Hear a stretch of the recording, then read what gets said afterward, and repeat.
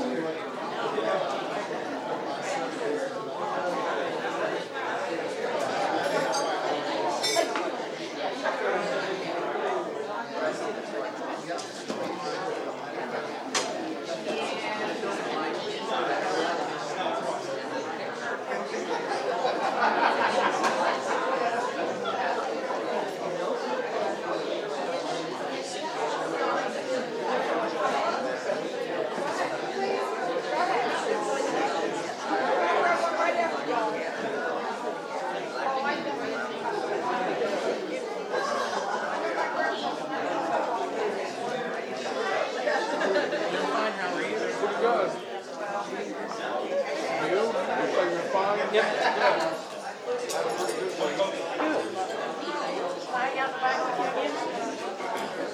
can't believe how warm it's getting now. It's gonna be, what, 80s? Later this week, 81. I like how I went from freezing to 80s. It was 24 in my bed. Even two of my belongings. It gets colder there for some reason. The actual temperature we get. I think that comes from the airport, doesn't it? You take the temperature in this area. It varies all around.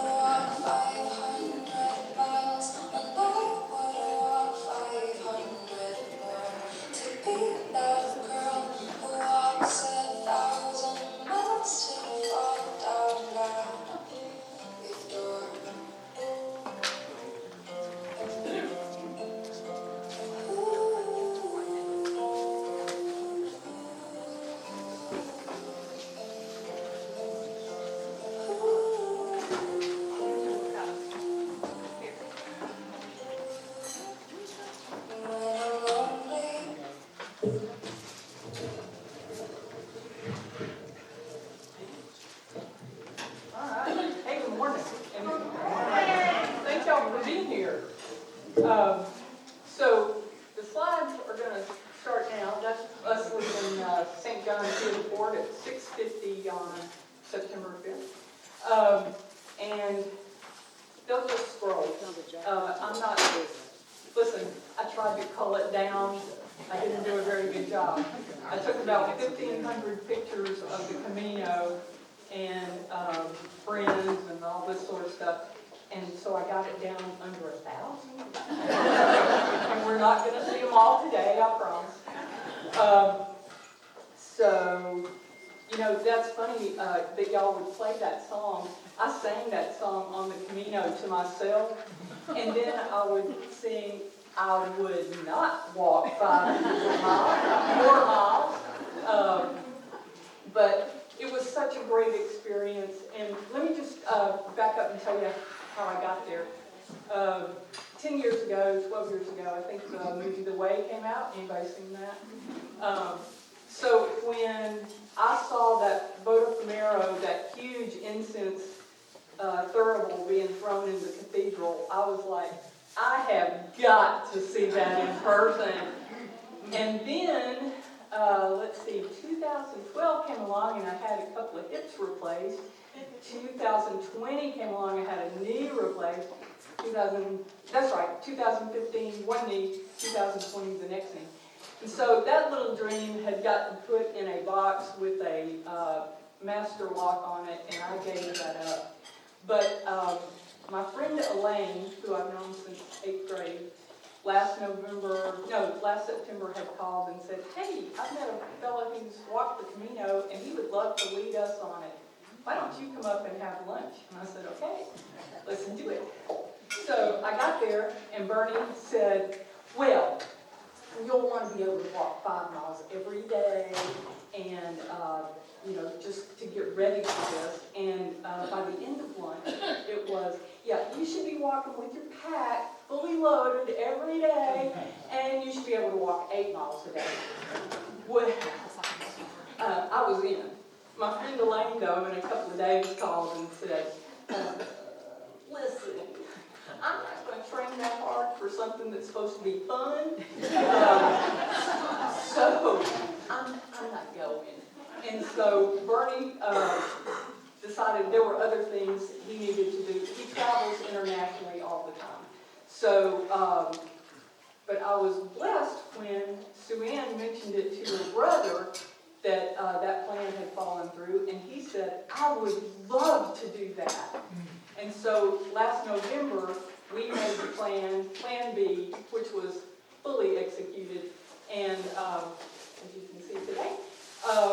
So I started walking, actually, okay, we made the plan in November. I started walking late December, or maybe even January, because it was cold. And then I got up to where, by the time we left in August, I was walking usually 6 to 8 miles a day in our neighborhood, because it has plenty of good hills. None of them that were like Roncesvalles, which was the first hill that you conquer when you leave from St. John Field Fort in France. Roncesvalles is just, literally, I felt like I was walking and my nose was going to touch the pavement. And,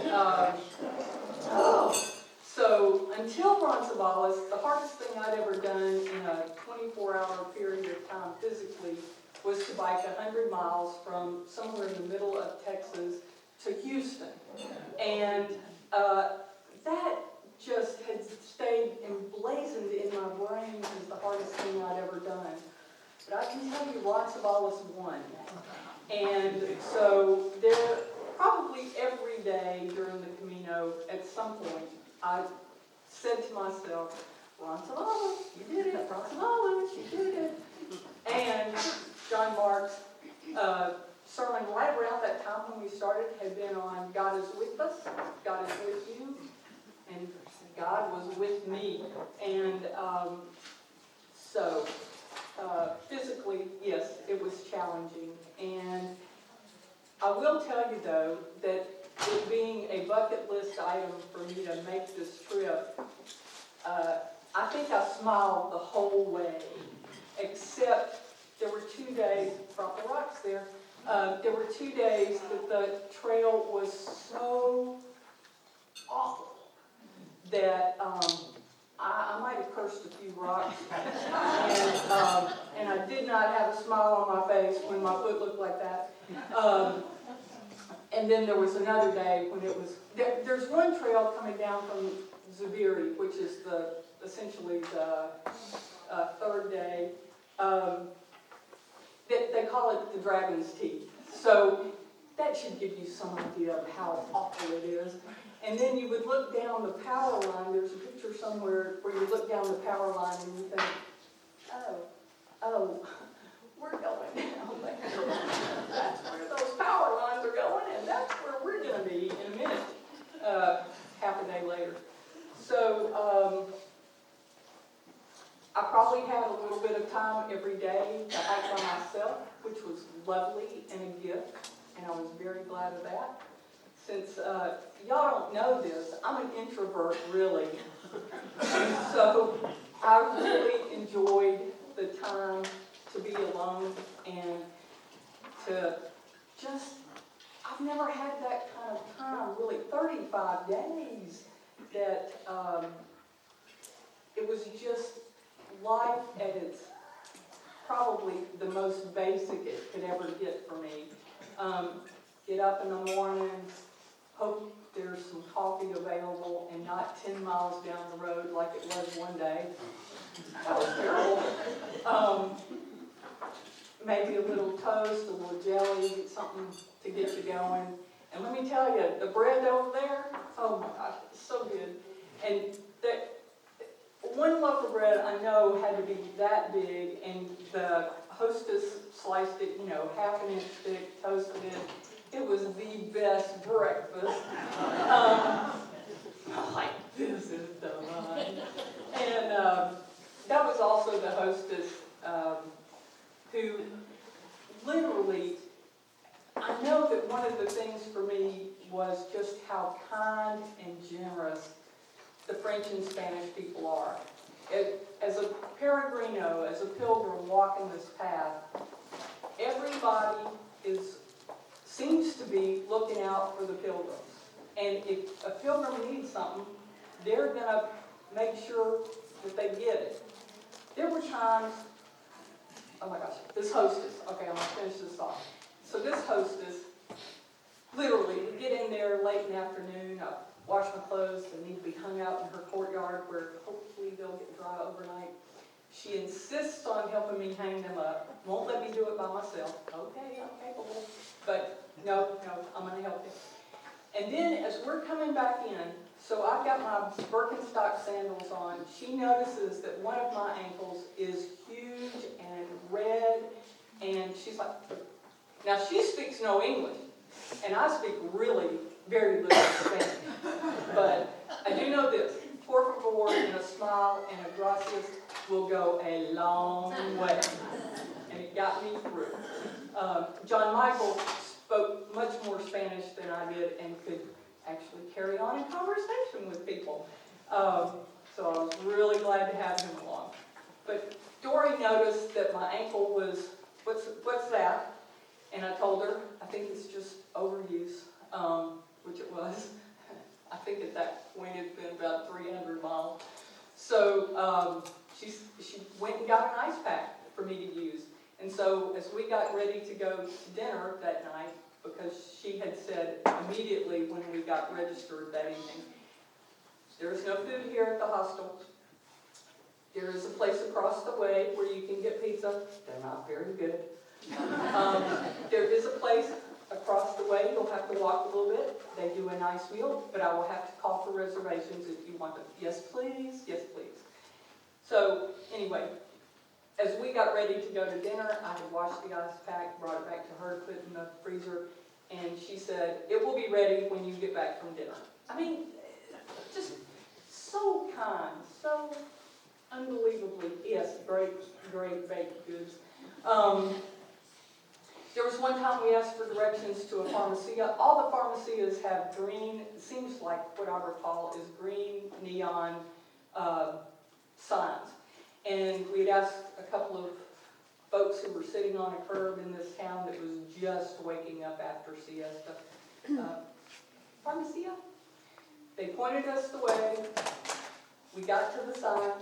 Underneath the sign is an empty, abandoned building, and we're like, oh, well, we'll just walk off this way. So we go walking off the opposite direction. These folks run up the block to say, no, no, no, no, the pharmacia is right there on the corner. So we got everything attended to. And actually, the person I was hiking with at the time needed a knee brace.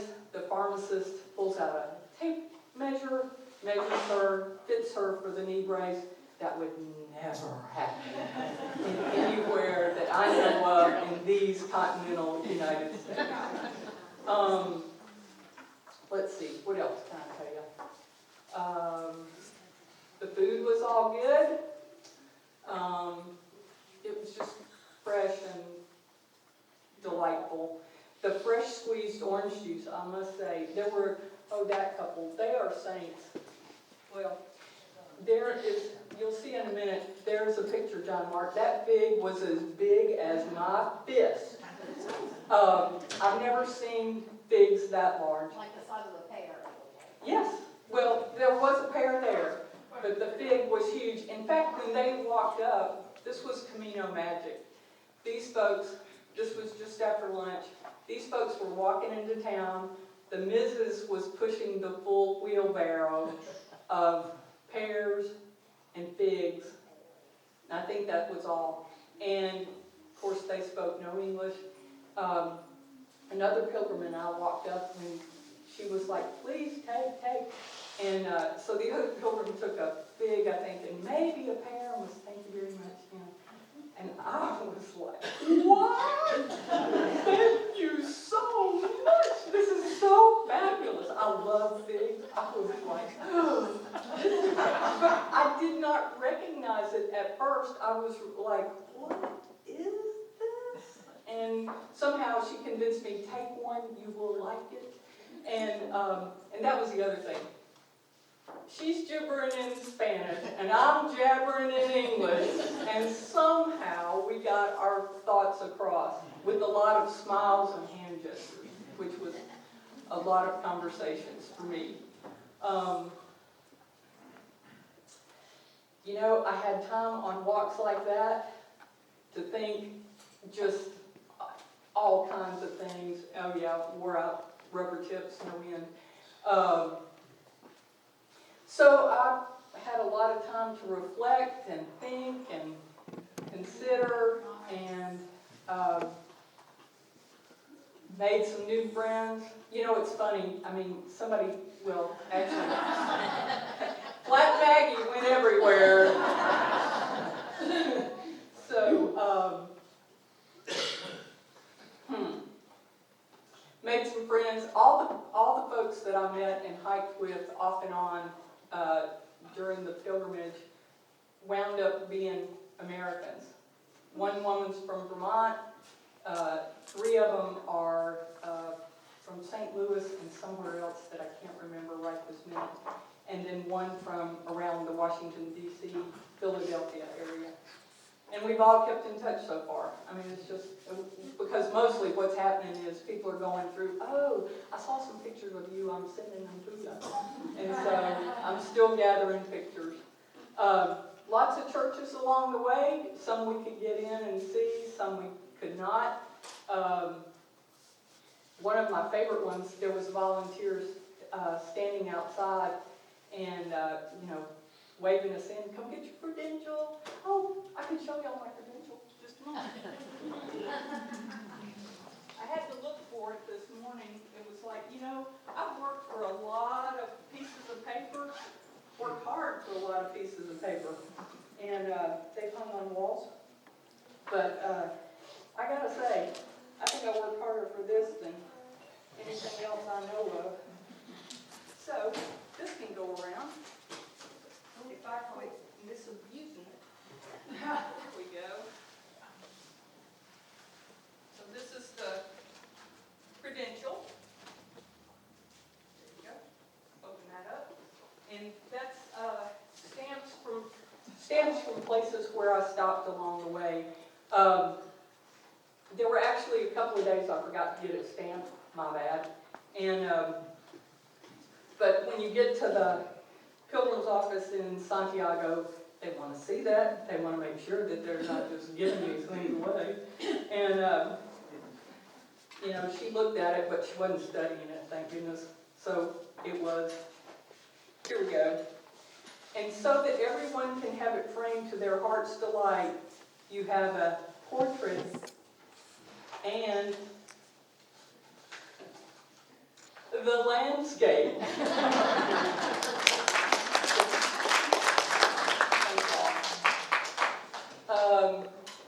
So Jean Whedon, is Jean here?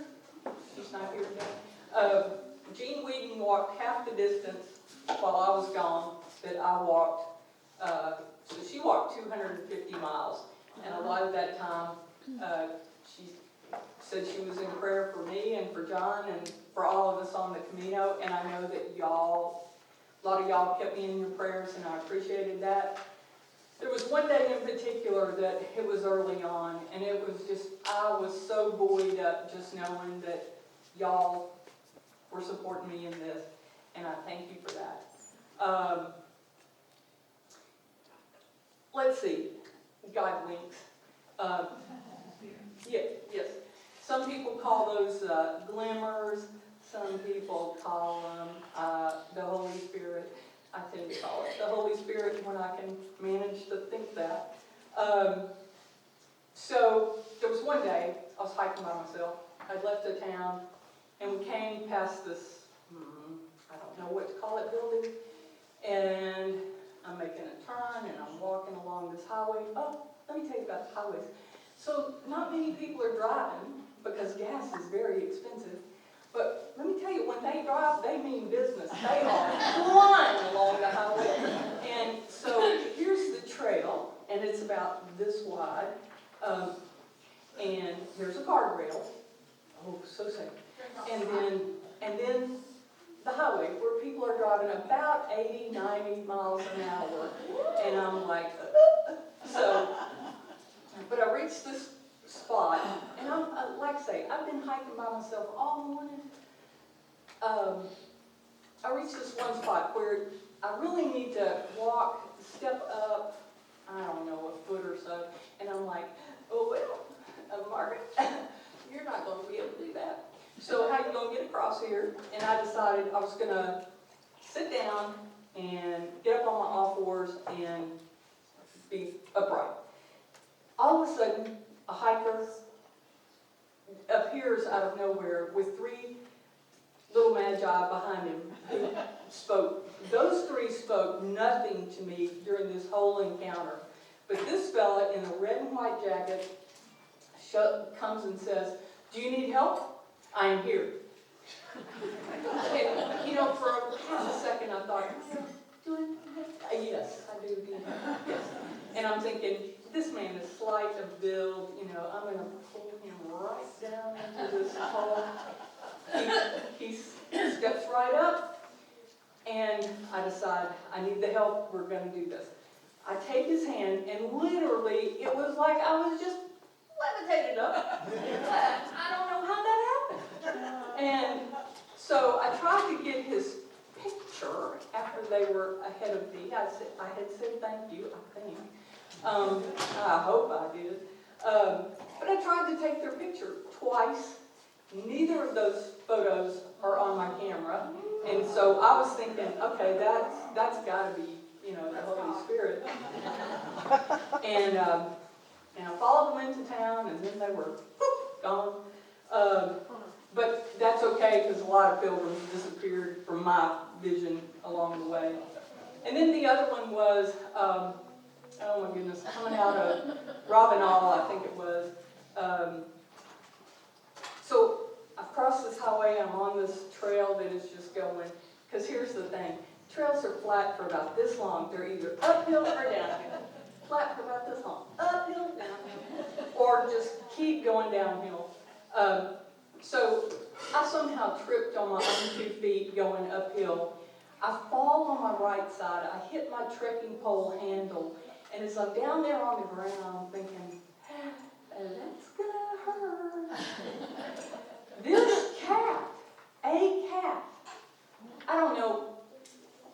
hiked out in the wild and seen a cat walk down a hiking trail? Yeah.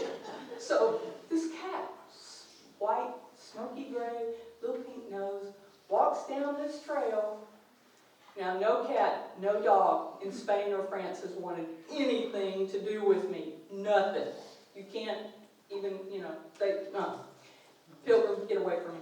So, this cat walks down, curls up on next to my pack, on my pack, meows, and lets me pet it. And I'm like, that is some Holy Spirit right there. Well, the next pilgrim who comes up, I had met them in Leon. They were friends of friends. And, oh, I should say, does anybody want some more treats? Get some sugar, because it's here. And you're not going to disturb me. So, Paul Eric says, well, it looks like you picked up some extra luggage, meaning the cat. And I said, well, I hope not. I hope not. And then Simon, Camino Angel, shows up right behind Paul Eric. And they're taking care of me, making sure, it's great, your knee is great, you need electrolytes in your water is what you need, children. And the cat disappears, poof, gone. So, yeah, I mean, I wasn't paying attention. I get it, that's the logical explanation is, Margaret, come on, you just weren't paying attention, the cat walked. But I'm telling you, it's like, the cat was there and then it was gone. So, anyway, what else? Anybody got any questions? Any Yes. shoes? How far did you walk a day?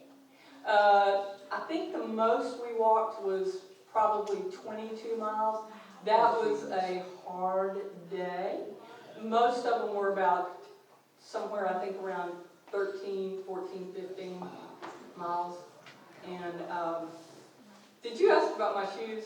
How many pairs of shoes did you go through?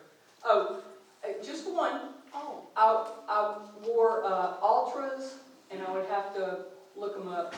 I highly recommend them.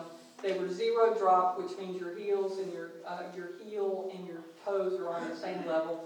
I had just started wearing them before the trip, and they made it back home with me until the next morning. And then they went in the trash. Because most shoes are only good for about 500 miles anyway.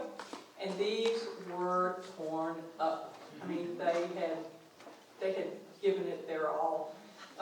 So I'd do that again. Yes, Harold? The temperature and weather over there, was it comfortable or about what temperature? Most of it was.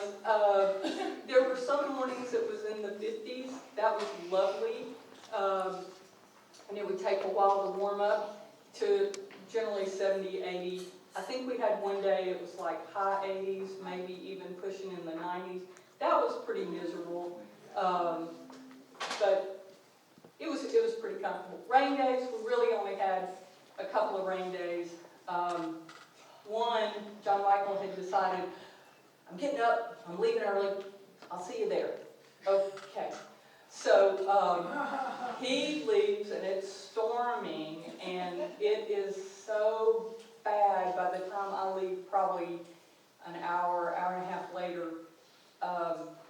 The trail is muddy, it's awful, awful. I looked back to see the storm as it was going the other way, thank goodness, but that was the day that he really, his blisters set up for real. And if my feet are any indication, and mine aren't fully recovered yet, almost a month later, getting off the trail, his have to be somewhat in the same situation. I've never seen blisters so bad as he had them. And he was really glad to have a nerve salon. So we would spend some time dressing those in the mornings and getting ready. So shoes, yeah. Yes, Linda. I followed you on WhatsApp, it was so moving. I have a question. Yes. Why did you do it? What? Why did you do it? The WhatsApp part or the No, why did Camino? you- Why did you do it? The Camino. I really wanted to see the vote of Camino thrown, and you know, it never occurred to me, hey, you could just go to Santiago and, you know, carcass it up for however many masses till somebody ponies up for the vote of Camino to be thrown. Because here's the thing about that. There is a donation, something that someone must give. It's to the tune of, I think, 350, 500 euros, something like that. When I heard that early on, like St. John Piedport or somewhere like that, I had started preparing myself. Okay, Pilgrim, if you get there and that thurible isn't thrown, you've still had a great trip. You will be fine. You may be disappointed, but it will be okay. So imagine at noon Mass on October 9th, when we come into town at 11:30, we throw our packs down on a bench, even though somebody had said, they're not going to let you take your backpack in the cathedral, but you can go lock it up over there. Well, listen, I had walked 500 miles with this pack. I threw it down wherever I wanted to throw it down, and nobody bothered it. And here's the thing. Nobody bothers Pilgrim stuff. It's bad juju. It is terribly bad luck. So nobody bothers it. And so there were a couple of times in Santiago, I just went, and trekking poles, and nobody bothered it while we were inside the cathedral. Why I did it. Wait a minute. We walked into that Mass at noon, no vote of Camino. And I was like, ew, it's okay. Come on.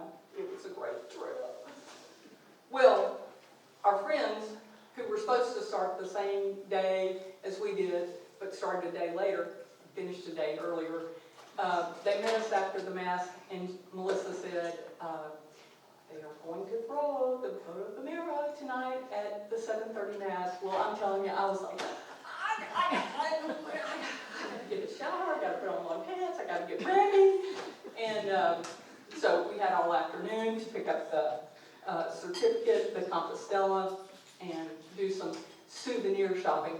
And there were plenty of places to get separated from your money in Santiago, beautiful things there. But the other reason I did it, and the reason I walked 500 miles, is my friend Elaine reminded me of this week. We had taken a trip to visit some friends of mine in Austin a couple of years ago. And there's a lot of time to visit between here and Austin and back in a car. And so I guess at some point she'd ask me, do you have any regrets, things you do differently? Well, that was a long conversation, but one of the things I said was I had not done a really long distance hike. I thought about the Appalachian Trail when I was younger and foolish.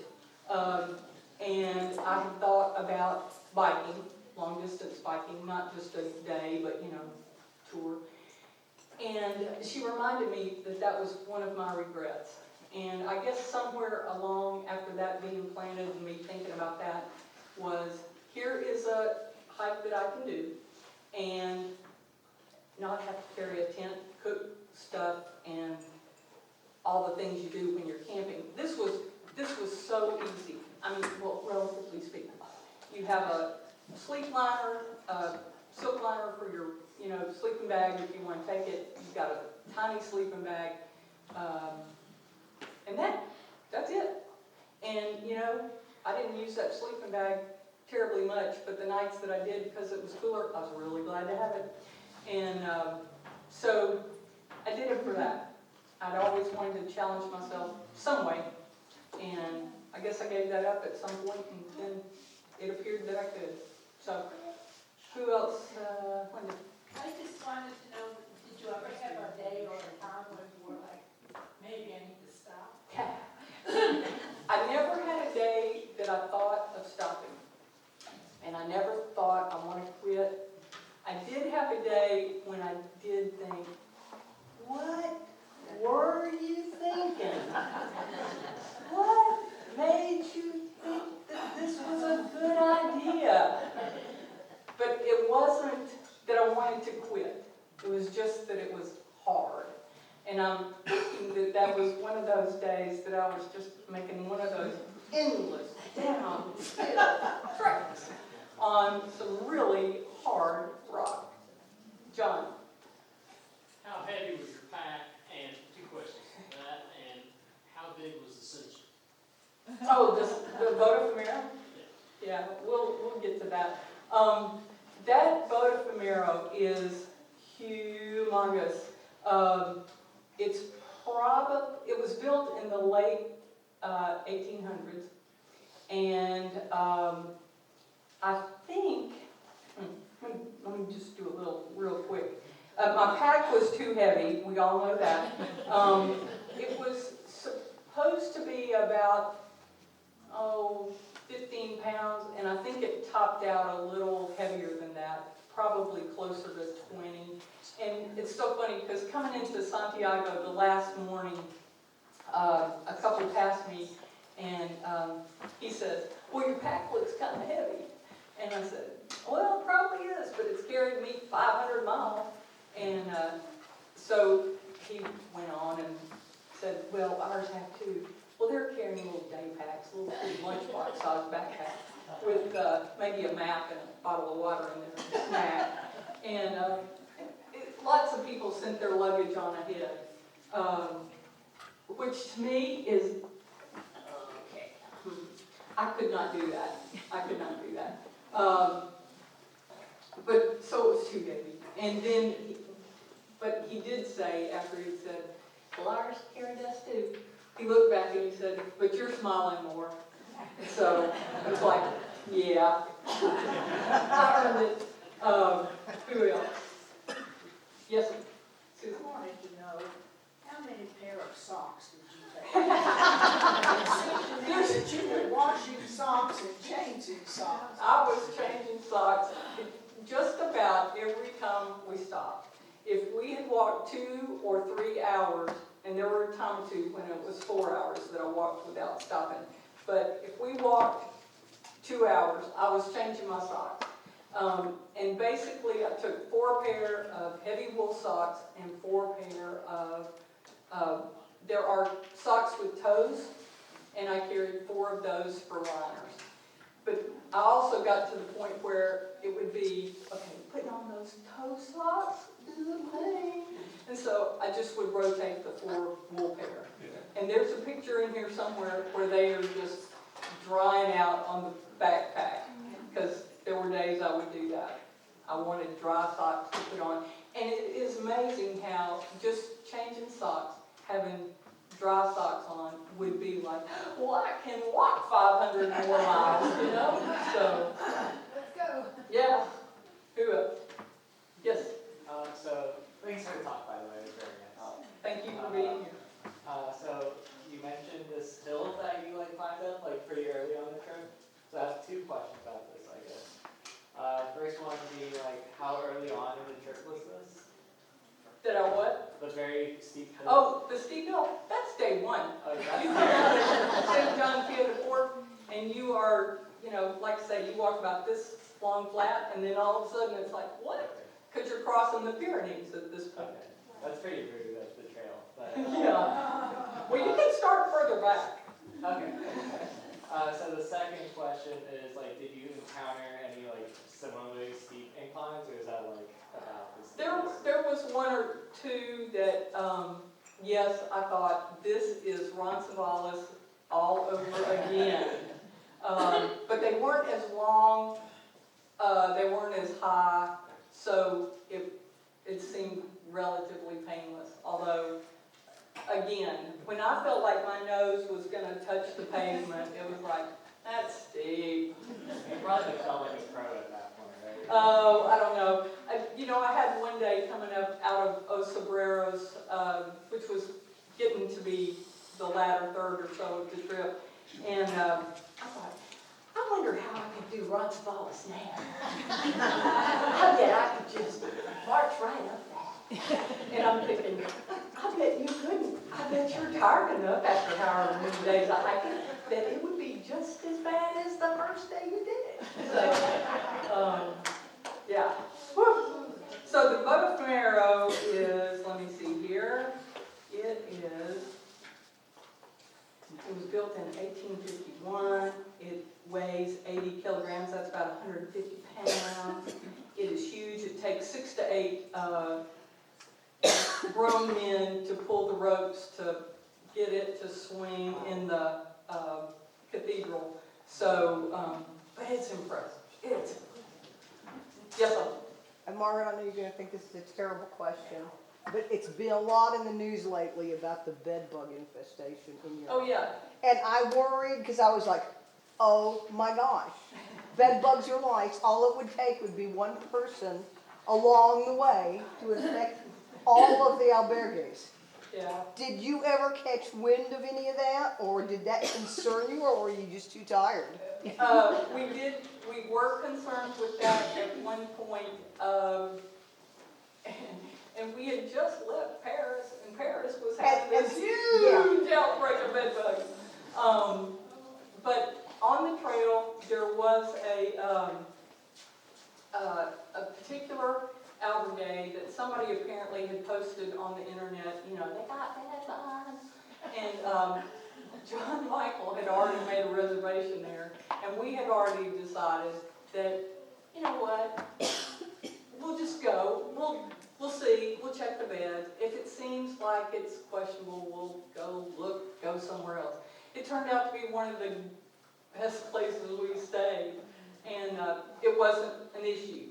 I do know that other people were paying more attention to stuff like that and, you know, made other reservations accordingly. But I know it sounds silly, but I worried about it. no, you know, it only sounds silly until you hit the bed bug bites and you're thinking, Or the "That head hurts." lice, because you So, don't yeah. see them. Yeah, well, I guess at that point I would shake my head.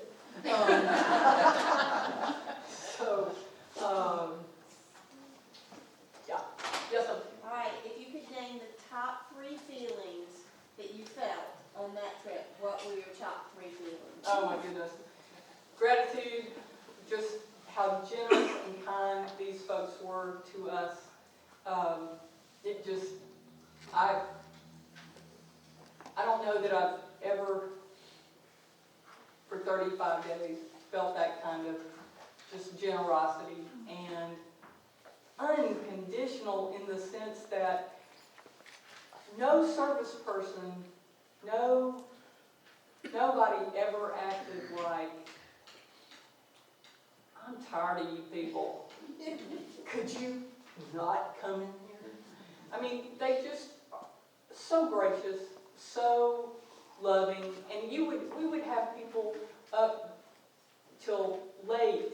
Not that we stayed up really late, we didn't, but I know one night we were up till probably 10 or 11 in this tapas restaurant cafe, and the next morning we're being waited by the same people with smiles on their faces and happy to get us ready and out the door and going. And I realized their schedules must be flexible to some point, but I don't know that I've seen much of that around here.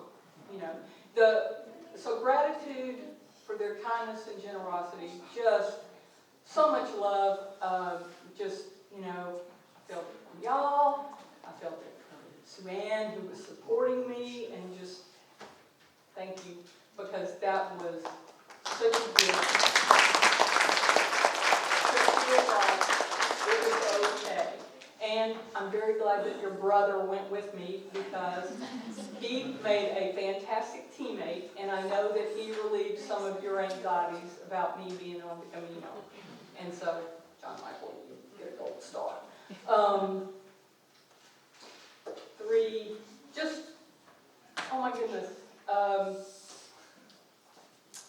I felt, and I guess this might be an important distinction, is that I felt so incredibly loved myself. You are. Well, thank you, yes. And the gift is that I know that. So that came out of that. The other, I'm a Gemini, so I see 2 sides of everything.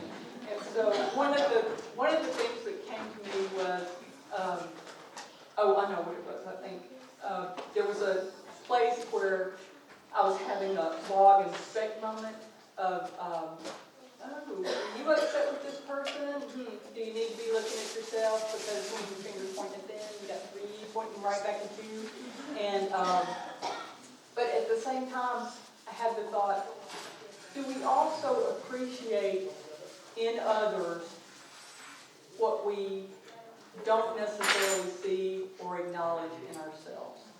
And so I'm still mulling that one over because it's both and.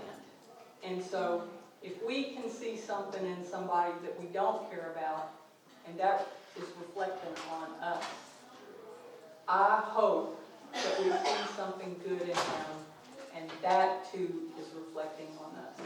But I got to think about that some more. Was there any downside to this trip at all? Like anything you felt negative? I mean, it sounds like it was amazing, and all the love you felt from those people that you didn't even know. Right. But was anything that you came across that was a downer?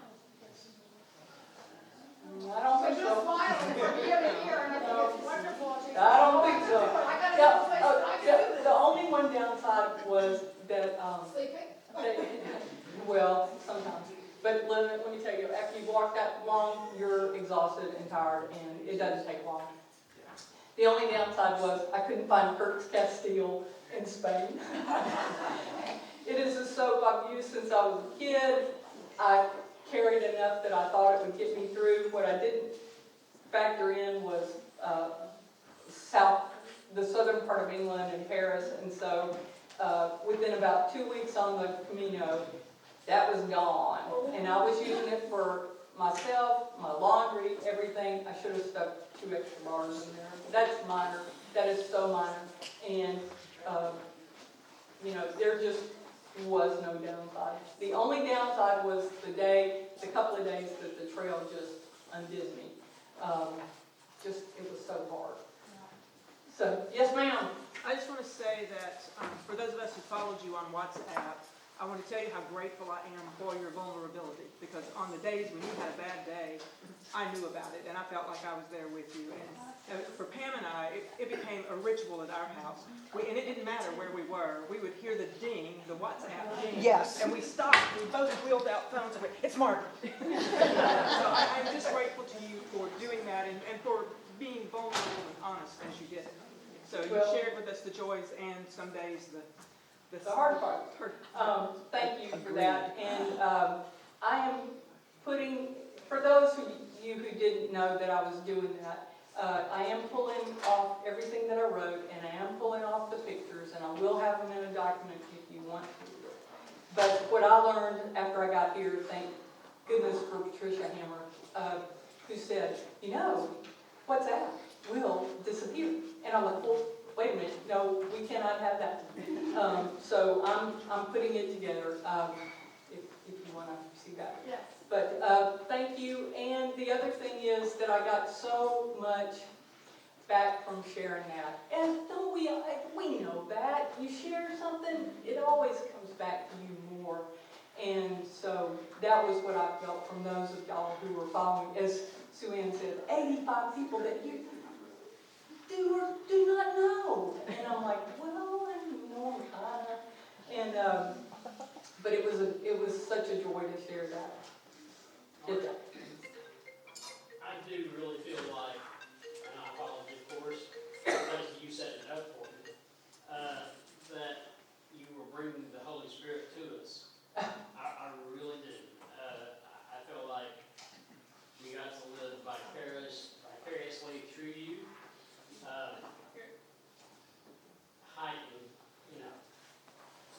I used to hike a little bit in the Smokies, and I would see somebody and I'd say, "Oh, you been in the Smokies?" And they said, "Yeah, we drove through it yesterday." And I said, "No, you haven't been in the Smokies until you get out of the car onto the trail and walk a little bit." I said, "You can walk 100 yards and not hear anything. You're in solitude."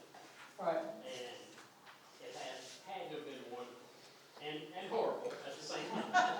Well, as I said, how can something be make me feel so exhilarated and so tired at the same time? So, Yeah.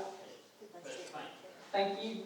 Thank you all. I am gonna throw up the video of the Boat of Camaro, just because it's so, everybody needs to see it. And there are better videos on YouTube. Are you putting them on YouTube? No, but Oh. there are people who have done it who do it. But, I've oh never yeah. seen it. Let's see if I can pull it up.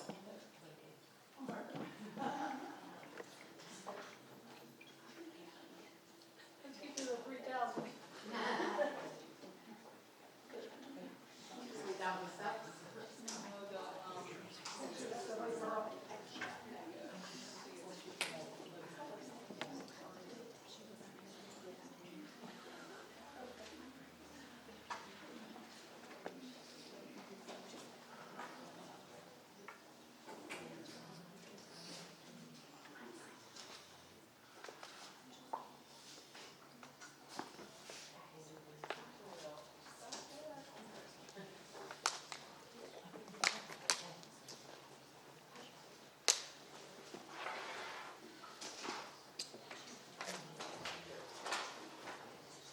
Well,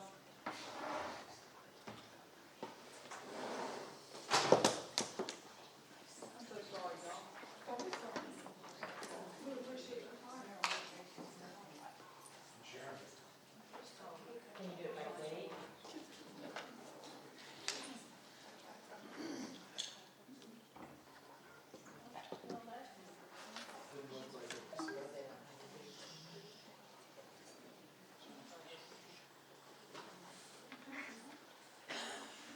I know how we play it. Just one moment.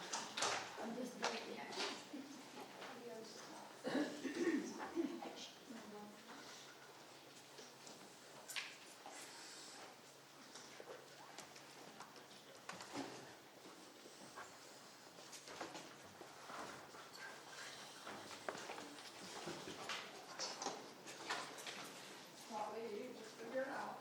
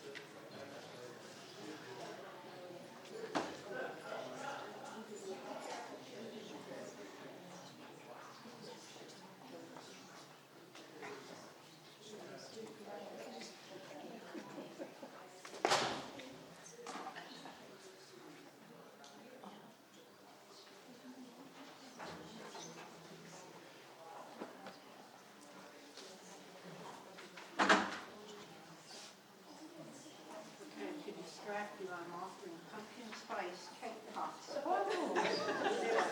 Don't forget to tip your wait staff. Somebody just brought a new house, just saying. Pumpkin spice cake pops.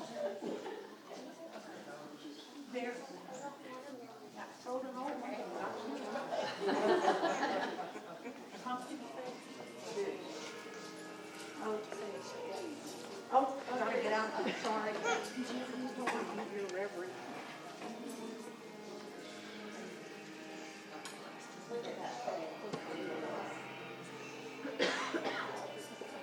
John, it's showing.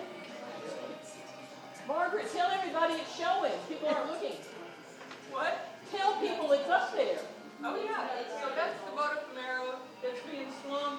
And at this point, I realized, hey, you don't want to be studying this camera lens. You want to be watching that.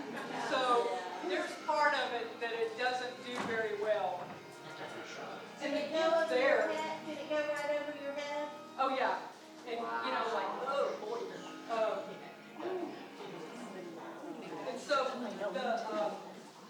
And so the cantor is singing this beautiful song, and the whole mass was in Spanish. And thank goodness somebody who understood Spanish said, "Hey, the homily was, the sermon was, the Camino starts now. You take it home with you. And so that's my intention. But the God wink of this Mass was that I was supposed to be on the aisle, but another pilgrim came up, so I skipped it over.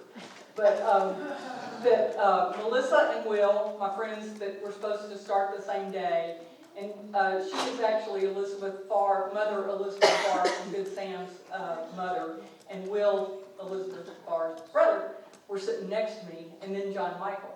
And then in the next pew up are sitting the 3 Catholic folks that I had hiked with off and on during the pilgrimage.